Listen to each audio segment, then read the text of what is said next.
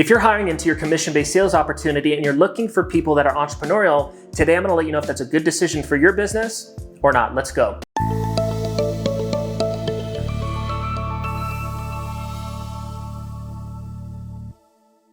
Hey guys, it's Ryan Holman, founder of Sales Recruiting University, back with another weekly video. Again, my company, Sales Recruiting University, has a team of almost 40 people. We recruit over 1,000 commission-based sales reps every single month and growing every single month. And we come to you weekly on these channels to provide you value around things like onboarding, training, recruiting, leadership, and more. So today, again, we're talking about hiring people that are entrepreneurial. And this typically makes a logical sense to the usual business owner, right? You think about yourself, you think about your personal experience and your commission-based sales opportunities in the past, and specifically within your business, and you know you're the type of person that will go through the pain of what it takes to see success in whatever role that you're doing it, right? You've spent the last 2, 5, 10 years, whatever it was, going through a lot of pain, maybe not making money for several months, getting kicked in the teeth, in the stomach, and just going through the pain of entrepreneurship to get to a point where you are today. And because of that, you logically assume, I need somebody that knows how to go through pain and that will do whatever it takes to succeed to actually hire the right people that I need for my business and to scale up my sales team. And there is kind of a truth to that, but there are pros and cons, and that's the purpose of this video. So let's talk about the pros of hiring somebody entrepreneurial first. Well, we just went over those things, right? Somebody that is truly entrepreneurial,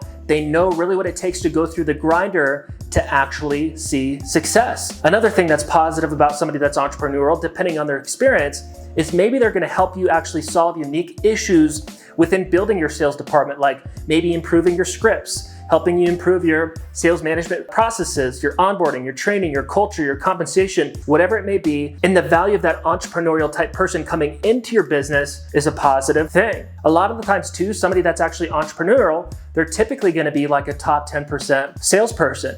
And because of all those things, we assume that that is the type of person that I need. And what's interesting is that person can be great for 3, 6, maybe up to 12 months, but in most cases, that person ends up falling off. And whether this is right or wrong, typically the entrepreneur type person is they make judgments about you, your business, they wanna do things in their own way, they wanna make more money, and they pretty much wanna take what they've learned at your company and duplicate that and do whatever they think is best. Like, hey, I know I can make more money.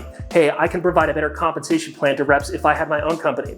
I can manage people better. I can onboard people better. I can train people better. I can provide a better culture. I can provide better sales incentives. And therefore, I've done well at this company for 6, 12 months, whatever it is. I'm gonna take what I've learned, duplicate my own company under my own brand, and scale my own company and make more money. That is the negative aspect of hiring somebody that is entrepreneurial, right? They have some skill sets that probably are gonna impact your company, but in most cases, they're not gonna be there long-term. And especially the small business owner, what they do is they put too much hope on that person. They build around that person too much, and eventually they fall off and the company or the sales team crumbles. And so that doesn't mean that you don't need to hire people that are entrepreneurial. It still can be a positive thing, but at a minimum, you wanna be aware of these things. And in general, not only want to hire entrepreneurial type of people because of those risks.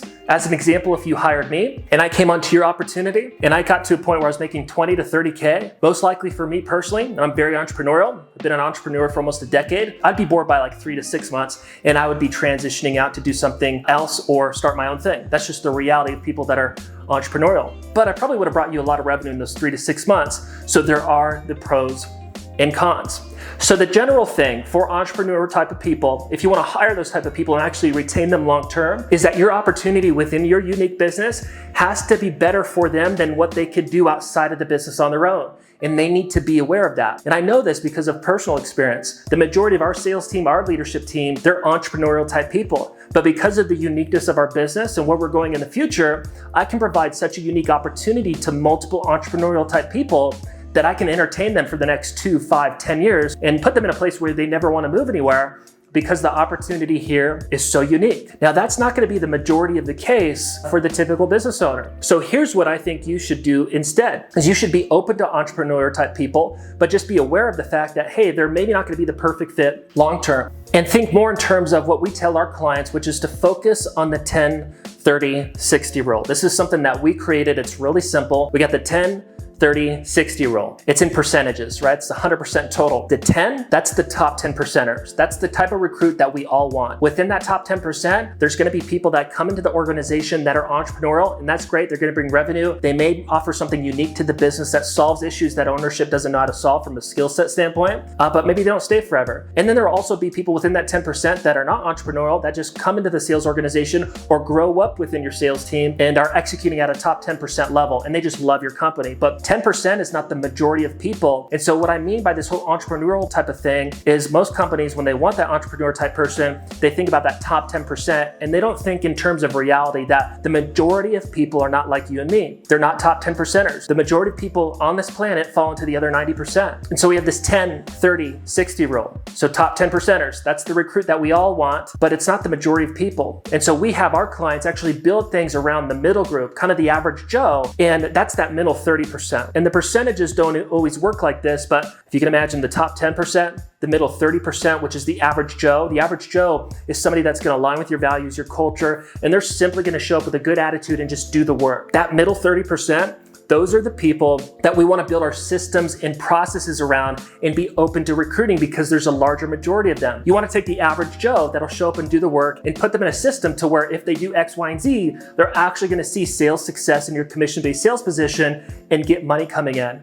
And then obviously that other 60%, the 10, 30, 60 rule, the other 60% are just the people that were all talk that are gonna come in and probably fall off and not work out. And you're gonna cycle out those people quickly. Now your percentages may not work perfectly like that. Like our retention rate is around 50% at SRU, but those are kind of the averages, is the 10, 30, 60 rule. So the top 10%, that's typically where the entrepreneurial type person comes from. But we talked about the risks that come along with that. And that's not all of the 10% people. You can have somebody that just loves sales, that loves your company, that's not entrepreneurial in that top 10%, but be mindful of the entrepreneur. Then you got the middle 30%, which is the average Joe, the average Jane, that'll just show up and do the work. We want to build our systems, our recruiting process, our onboarding, our compensation, our training, our sales management systems, our culture, our retention plans around that average Joe, because there's a large percentage of them, which means we're going to be able to recruit higher volumes of them and get to our revenue goals more quickly. But what it takes is understanding that that average Joe is not like you and me. They can't just be thrown into any environment and see success, because they're willing to work through the pain of whatever it looks like. Kind of like what we talked about in the earlier part of the video, right? They can't just be thrown into the fire like you and me can. We need to provide a good experience for them to actually have an opportunity for success, so that if they just simply show up, do the activities, the work, it's going to result into sales, production,